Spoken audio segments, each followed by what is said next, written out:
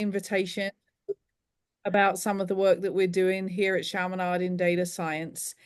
And so my name is Helen Turner. I have been doing STEM education capacity building work for a long time now through the EPSCoR program and a bunch of other NSF and NIH programs and DoD programs.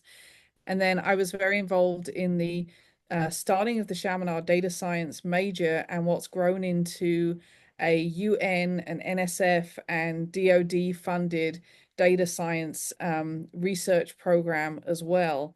And then more recently, what we found at Chaminade, we're at this point in our evolution as a program where, with data science being in such demand by so many sectors of the economy, we're finding ourselves being asked and in some sense kind of challenged a little bit to say, okay, well, what are you doing about workforce development in addition to all this education and research stuff?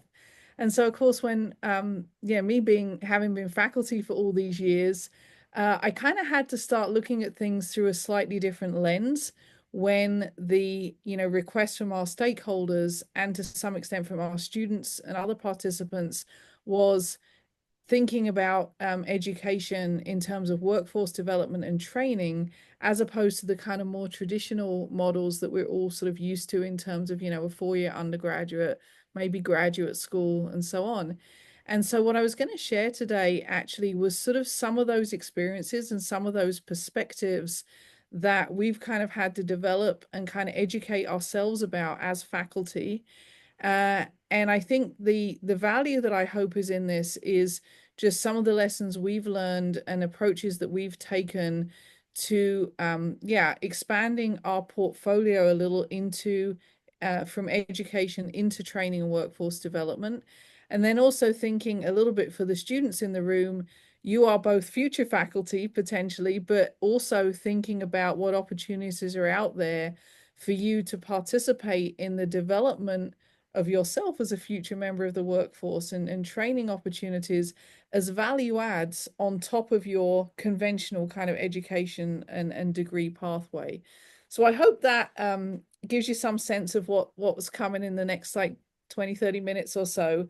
And I hope at the end we could have a little bit of a discussion. We have faced a lot of challenges, and I don't think we have all the answers yet. And I'd really like to have a discussion about what points in this kind of resonate with you all. What do you think are still open questions, and whether kind of additional strategies that we could employ in this area kind of come to mind as we're going through. So I'll launch in, and so I think the first thing that I've been challenged by in working more in this workforce development and training space is that I think we're all conditioned to think that conventional educational pathways are kind of, well, of course they're doing workforce development. And thinking of this as a slightly different discipline, it has its own literature, it has its own underpinning models. That was something that I personally needed to skill up in because it was not something that was obvious to me. So I think when we're talking about education, of course, our traditional educational pathways, the 2-year and 4-year degrees, the graduate degrees, they are all intrinsically preparing future workforce. So that's not what I'm not trying to make an artificial divide. But there is, potential critique that some of these traditional educational pathways, they take a long time. They have, in some cases, adapted very well to the increased number of what we call non-traditional students in these pathways, but there's still a lot of work to be done in that area. And to be honest, the alignment with industry needs and stakeholder input is optional, right? So I think when you think about concepts like academic freedom, you think about the way that universities work, the way that faculty are rewarded through the tenure and promotion process for their own professional development, the products, the research papers, the grants, those are not necessarily something where you could say, okay, there's an alignment with what the wider community wants your students to be able to do. And I think that's been a real challenge because there's been a lot of, there's increasing pressure, I think, on faculty And there are definitely tensions there because becoming, less academic and more training focused, that's not something that every faculty member or every department wants to take on, right? And so traditionally in universities, especially R1 research universities, a lot of the sort of workforce development stuff has been placed in outreach colleges, and it's kind of not the meat of the departmental kind of academic endeavor. And all of those things, there's a lot of caveats and there's a lot of great examples where that's not true. But typically the reason we need to think about workforce development as slightly differentiated from the traditional educational pathways is because upskilling and training for workforce development, you are often dealing with non-traditional students or non-majors. You are looking at closing skills gaps and in a really strategic way, focusing less on the intellectual journey and more on, can this person get a job in this field or this profession? And usually workforce development programs are co-produced with stakeholders either in industry or in business or in government agencies. Whoever is the expressor of the need for a particular skill set, they will often be involved in the co-design of the program. Also, they need to move typically quickly to respond to emerging industry needs. We've seen this a lot in the healthcare space, for example, in Hawaii in the last decade or so.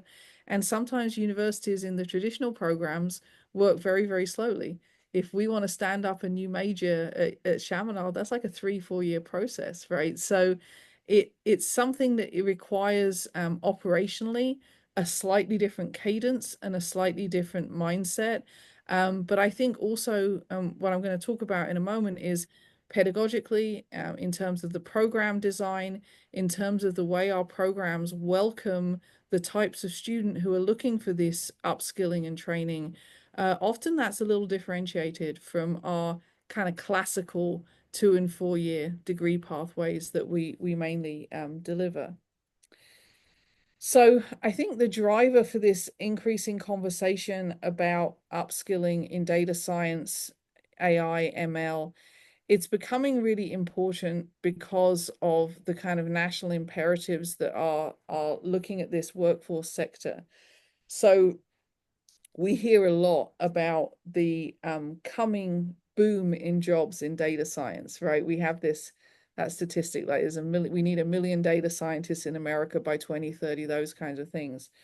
But I think what we're seeing a lot from employers and stakeholders is that the actual existing industries, not the industries of tomorrow, but healthcare, finance, all the tech sector, government agencies, state agencies, nonprofits, they're experiencing here and now shortages in data science capacity.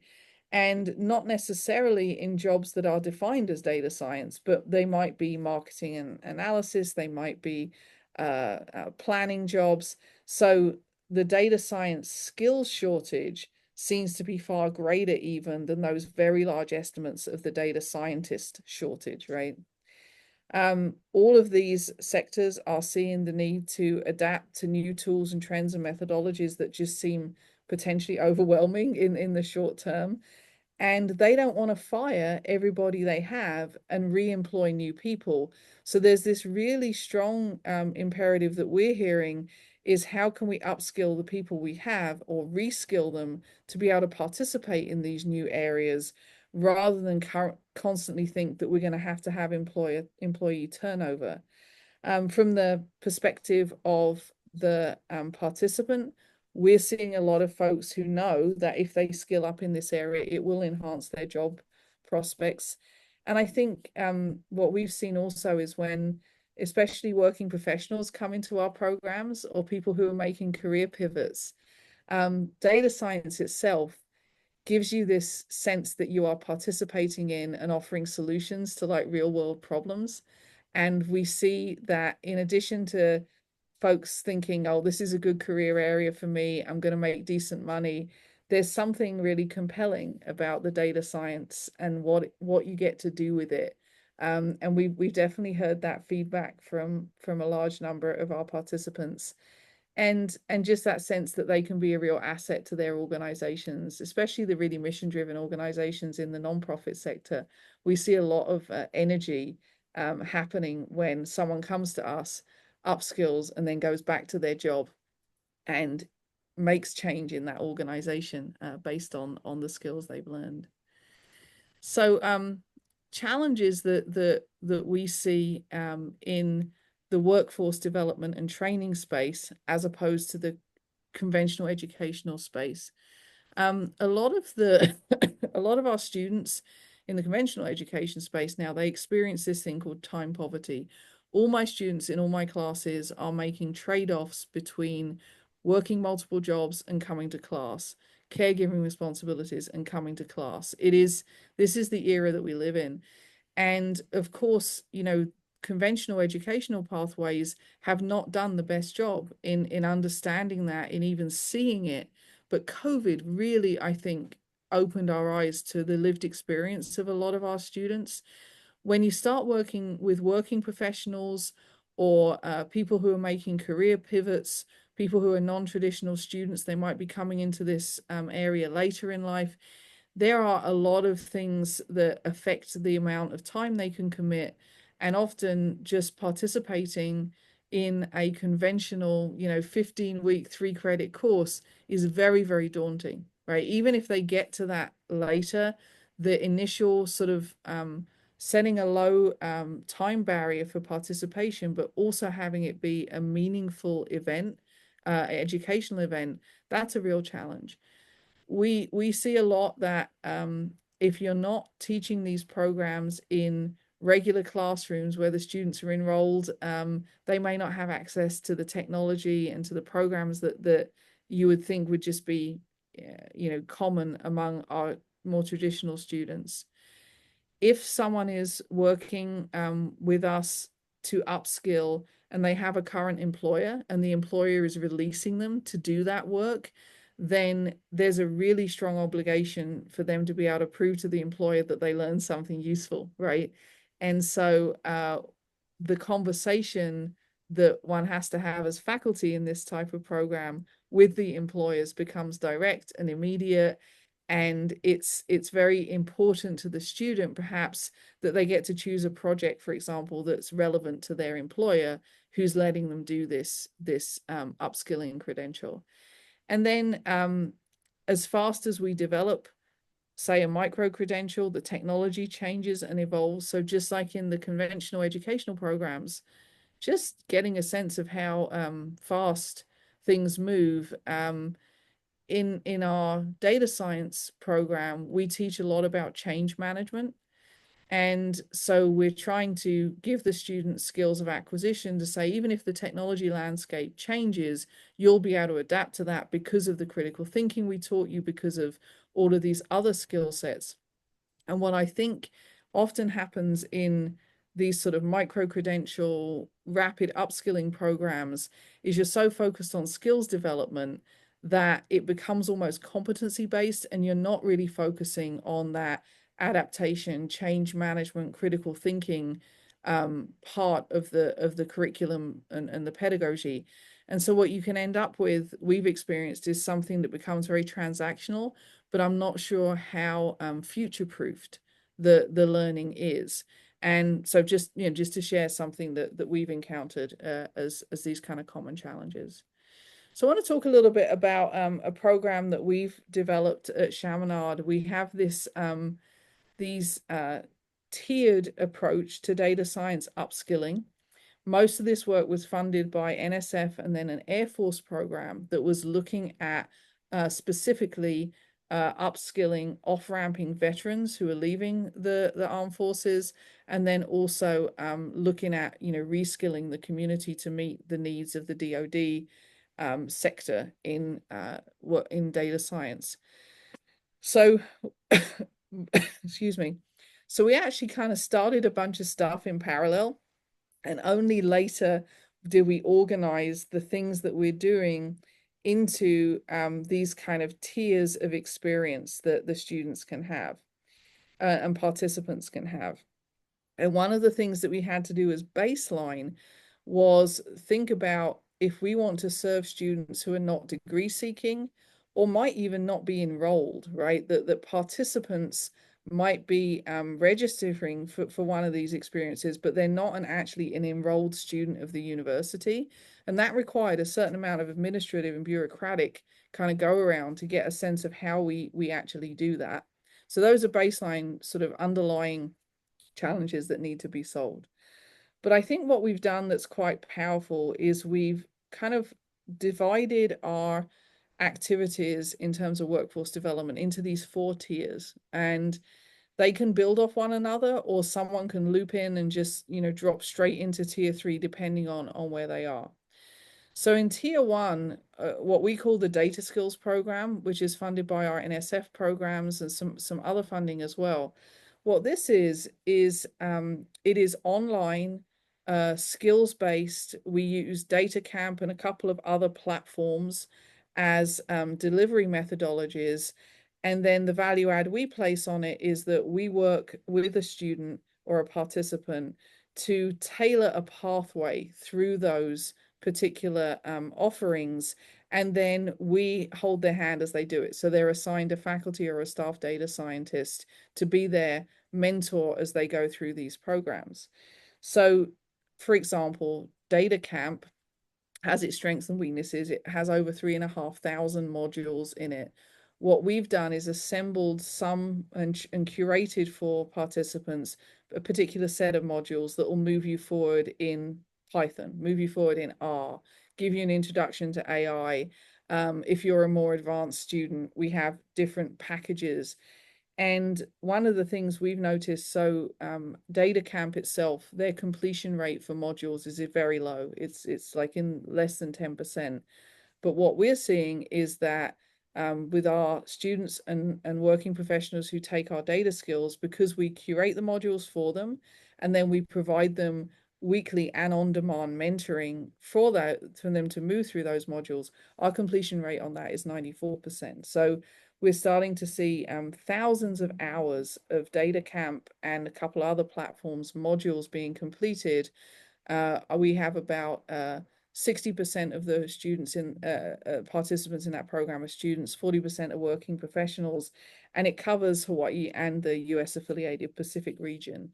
And I think we're up to about 330 participants in that in the last couple of years. So this is really about tools development, right?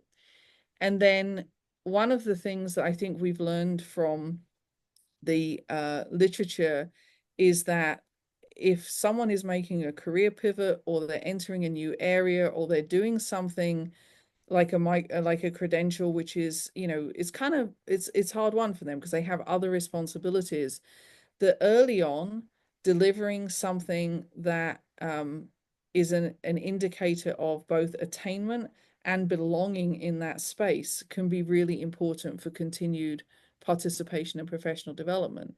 So, and right, we also recognize that just as the data skills is asynchronous, it doesn't have a huge time barrier to it.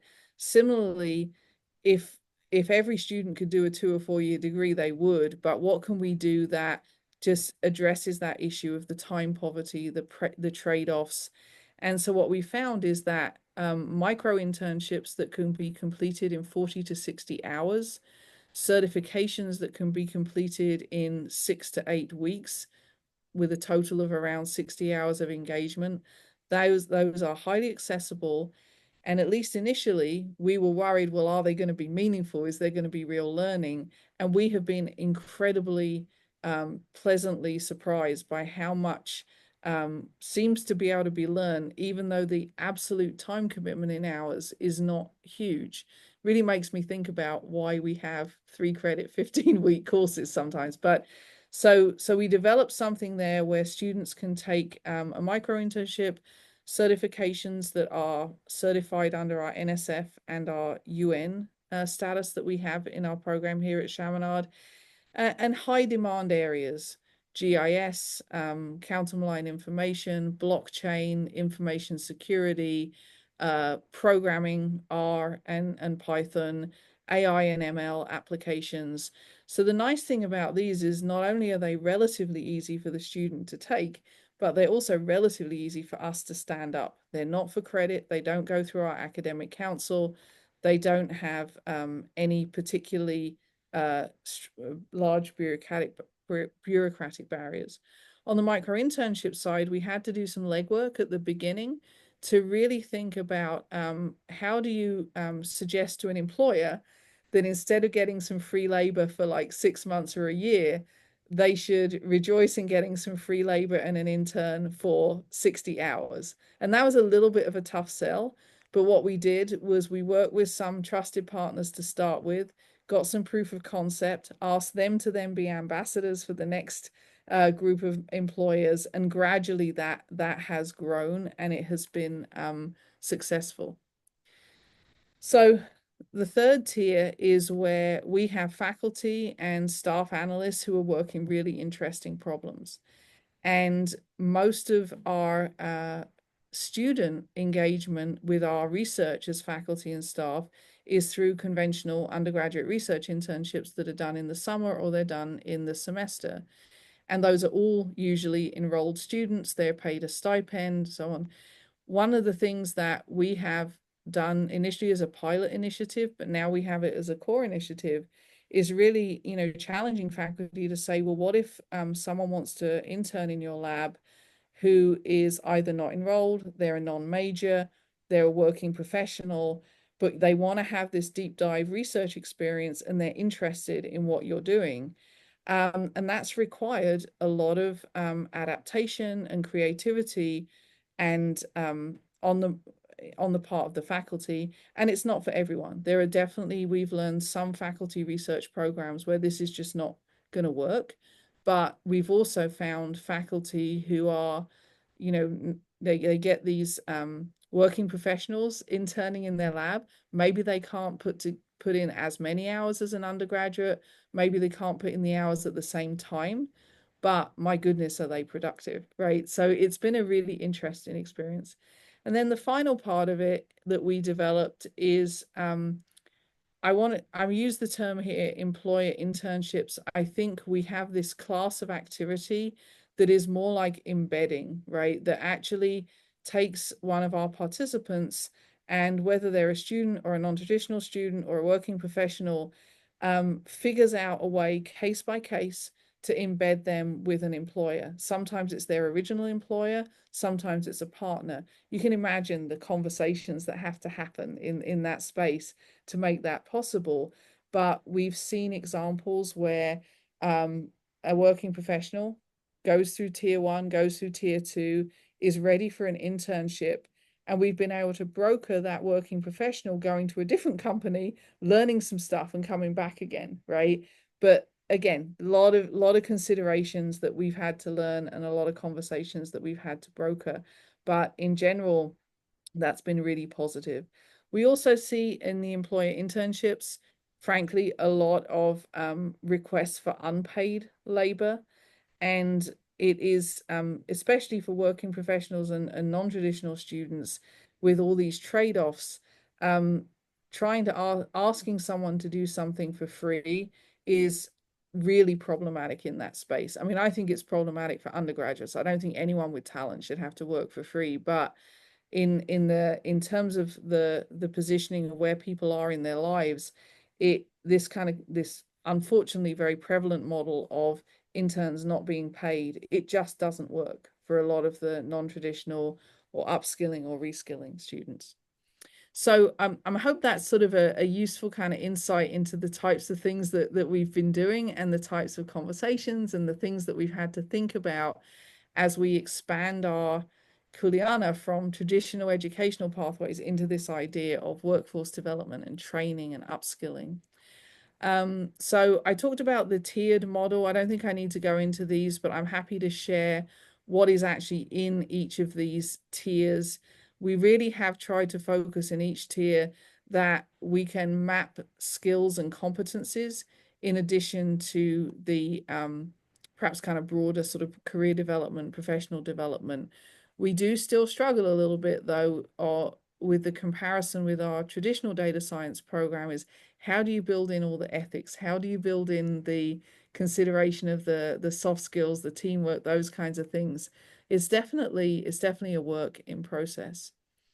In the certifications, we see a lot of peer learning that we try to do.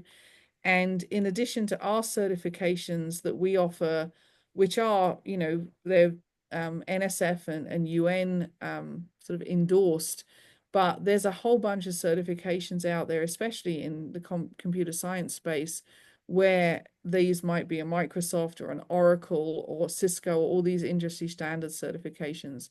And something that we've fielded a lot from employers is like, well, you know, what's your certification that you developed in-house, in comparison with, say, something like Microsoft Azure or something like that. And that's a tough sort of conversation to have, because those industry certifications can cost, I mean, $15,000. Our short certifications don't cost anything, right? So there is some but we have to think a lot about, is what we're putting the students through, how can we, or how can they, prove to an employer that that's a valuable credential. So we focus a lot, even in the 40 to 60 hours, they come out with a skills map and a portfolio in GitHub that shows that they have worked a problem, demonstrated and utilized those skills.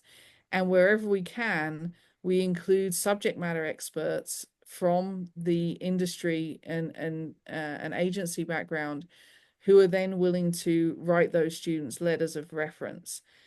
So it's a little complicated, but I do think there's some legitimate criticism of when we just stand up a certification and it's not, quote, industry certified. But for most of our participants, those industry certifications are far out of reach. There's no way they can afford the time or the money. So I feel that what we're doing has real value, but we definitely have had to kind of open our ears to that potential kind of criticism of like, okay, well, how is this? This isn't Oracle, it's not Cisco, it's not Azure. We've also been working a little bit to try and pathway our students and participants into those. And we have had one instance where an employer, based on what they've done in our certification, came up with the money for them to then go off and do the Microsoft Azure. But that's only one so far. But I'd like to see a lot more of that happening. Just the tiered the tier where we're doing employer internships and faculty research internships. We've tried to incorporate that. One of the most successful ones we've had actually is in an Air Force program, where, believe it or not, the focus of the program is on carbon nanomaterials, but we've had students be able to work kind of real world problems, toxicological problems, material science problems, those kinds of things. And then for us, one of the key partnerships we had for the kind of embedding is the US Army Pacific Command came to us and said, we need loads of data scientists, what have you got? And we developed this industry internship program. And what's nice with USAPAC, the Army Pacific Command, is they don't have, other than the ability to get a security clearance, they're not particularly choosy, in the sense that they're not worried about whether this student is currently enrolled, whether they graduated, whether they're a working professional, whether they're currently unemployed. Whereas I think for a lot of our grant-funded internships, agencies like NSF will sort of tightly control the eligibility for something like an employer embedding. And so our lesson learned has been to try and find partners who have that kind of flexibility, and that's been a really powerful program.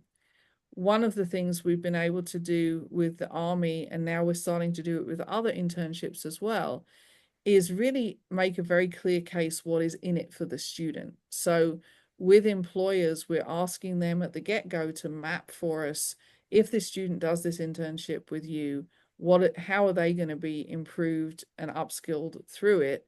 With the Army, one of the things is that they get security clearances, which are usually cost an enormous amount of time and money to get, but open the door to so many government jobs.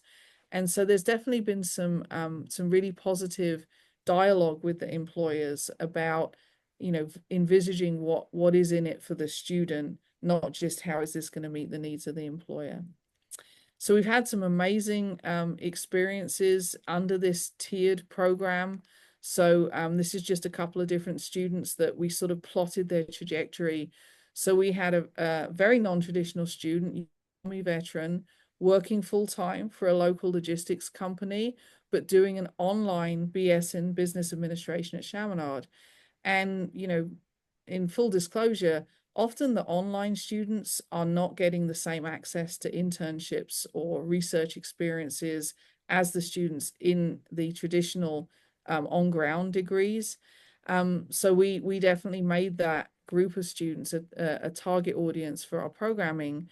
So he went through, he took the tier 1 data skills, got some basic skills, then jumped up to tier 3, and using a project that was real world for his company, looked at coding a decision support tool in Python that looked at supply chain risk and import reliance.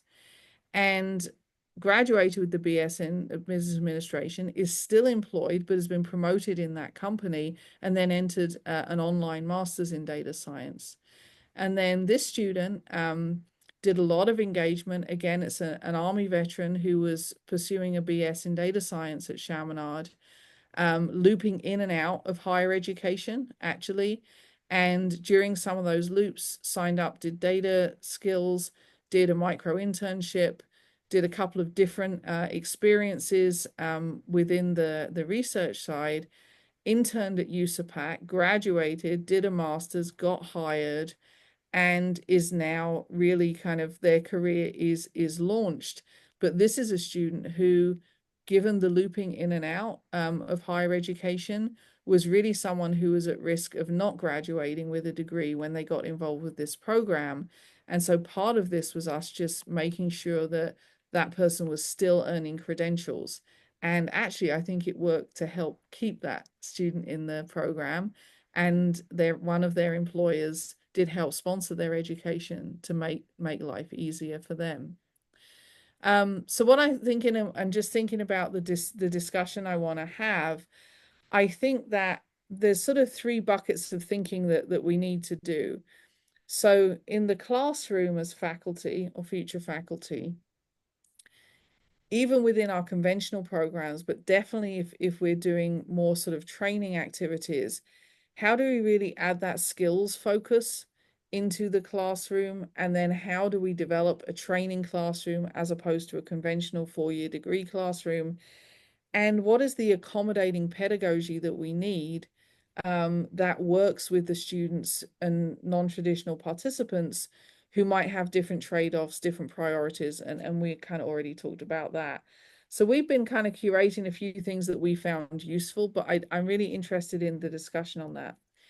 At the departmental level, I think decisions about developing or co-opting other people's micro-credentials and certification programming, both as a value add to the students in the traditional programs, but also to accommodate students who are simply not serving because they're already in jobs or they're looking to make career pivots or so on.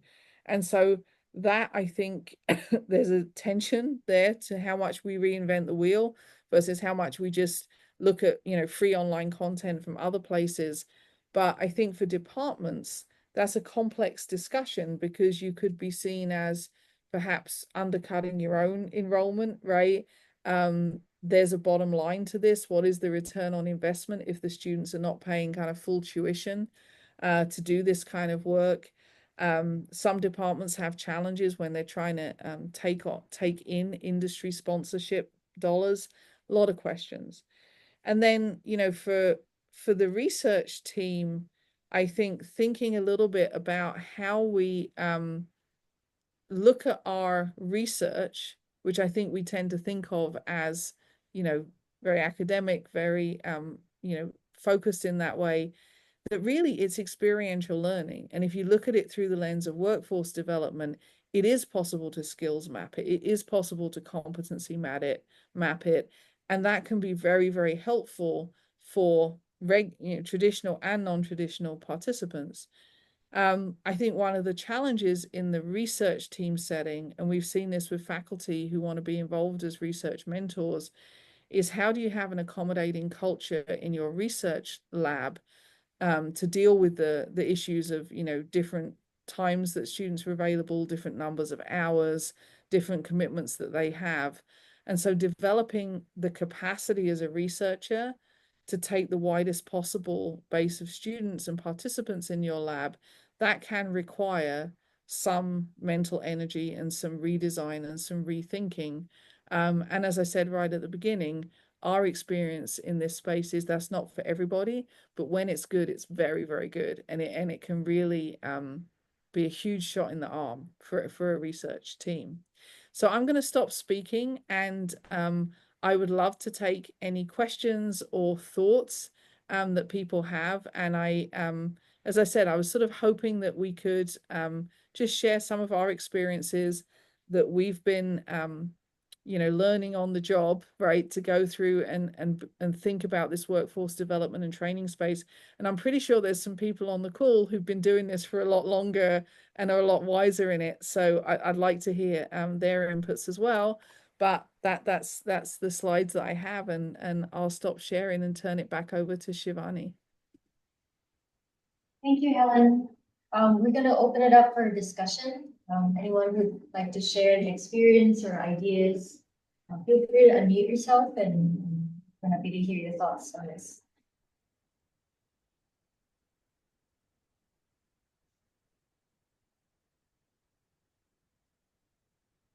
Stunned silence. Shivani, what were you thinking as I was talking? Because I know you're trying to work in this space as well as and embedding experiences for the students in addition to their conventional classroom stuff. What are your thoughts? I really liked what you shared about working with industry partners to kind of tailor a set of courses that go beyond just academia. So the students come out with a portfolio that is very relevant for the working industry. And I think that that's a great way to go about it. Finding industry partners is also something to think about. And it can be challenging, especially when you mentioned having that added flexibility for students, non-traditional or not enrolled as an undergraduate student full time to be able to take up those opportunities. Another kind of interesting thing that happened was that when we first started talking to some employers, not all, definitely there was some sort of sense that they didn't necessarily think that the work that's done in a university is kind of real world. And to be honest, we took a little almost heat from some of the employers of like, oh yeah, you academics, right? You're just doing this kind of relevant stuff.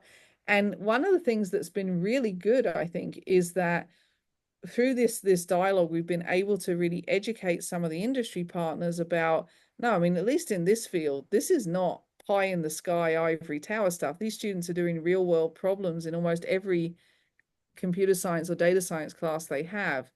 And then seeing that, the faculty research also applies to kind of real world. I mean, we know that, right? But I can tell you that actually for a lot of employers and people out in the community, their first impression, deepest impression of academia is that we're not working these kind of real world applied problems, right? And so this has been a good, absent anything else, it's been a good dialogue, I think, to have with the business community.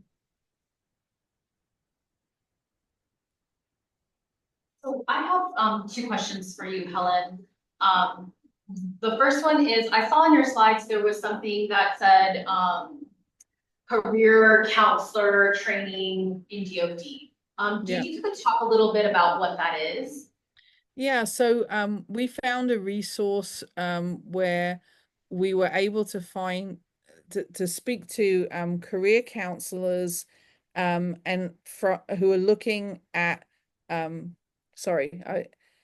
so a particular group of folks who are employed somewhere like the United States Army Pacific Command to intake people who apply for jobs and then decide where they should go within that huge organization. Like INDOPACOM, I think, has like 300,000 employees, right?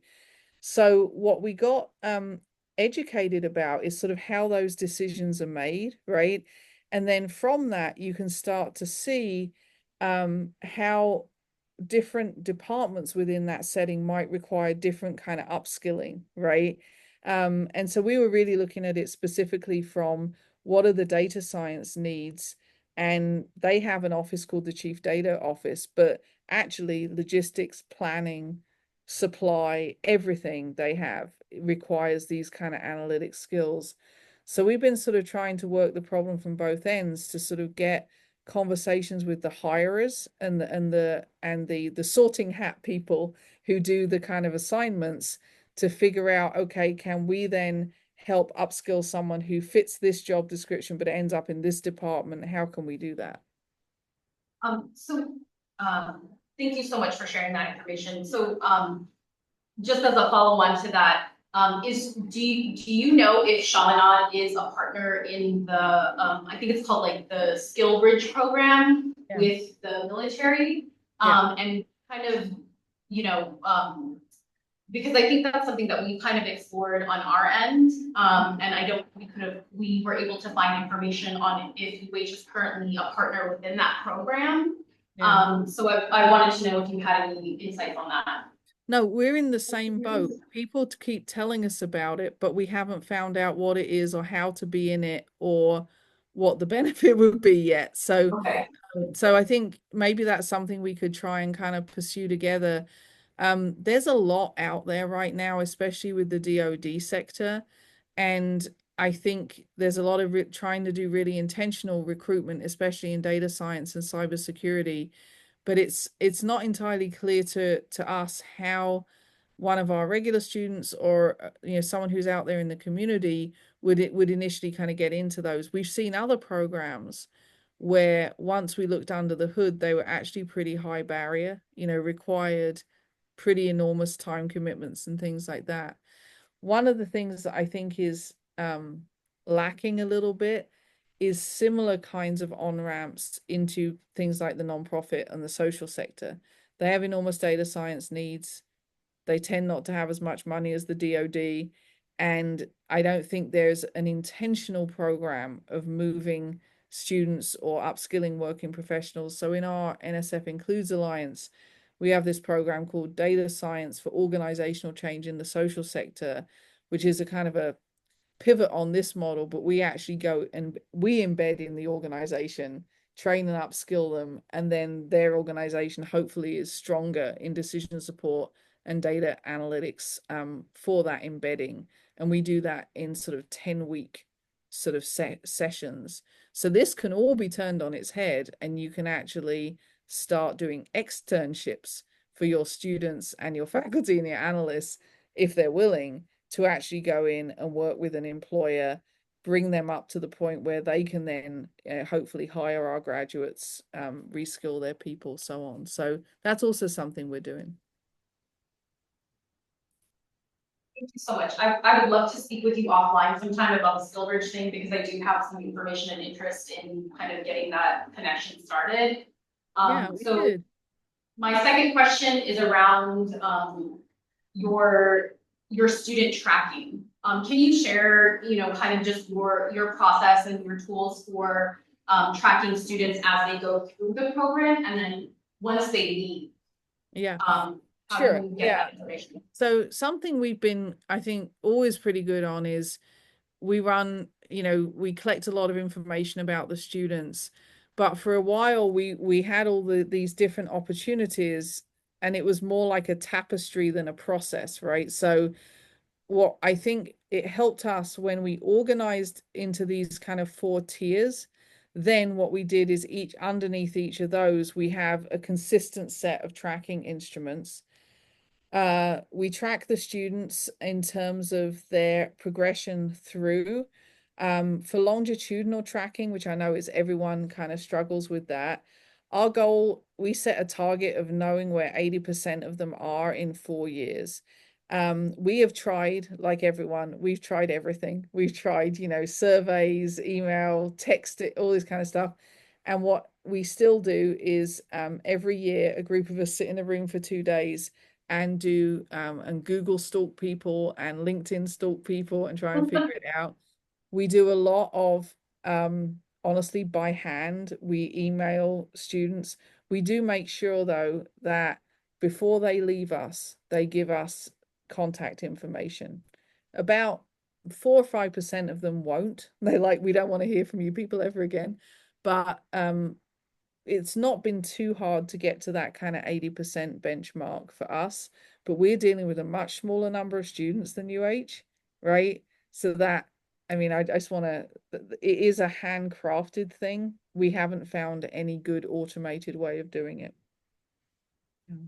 This to me sounds like a great data science project to give to students on how they can automate this process and, go and scrape websites like LinkedIn for, student names and that sort of thing. So Yeah.